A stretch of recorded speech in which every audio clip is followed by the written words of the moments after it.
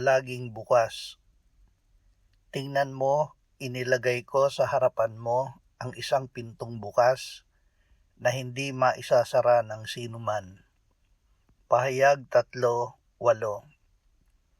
Dahil kay Kristo, tayo na mga mananampalataya ay may bukas na pinto patungo sa mas malalim na relasyon sa Diyos, sa mas malinaw na pag-unawa sa Kanyang salita at sa isang buhay na mabunga sa paglilingkod. Ang pintong ito ay hindi maaaring isara ninuman.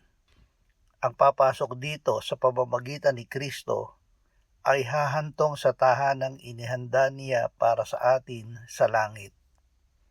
Salamat Panginoong Hesus na Ikaw ang daan, ang katotohanan at ang buhay patungo sa Ama.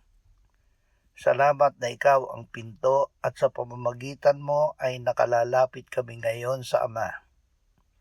Sa iyong pagbabalik, kami ay kakaunin mo upang isama sa Ama magpasawalang hanggan.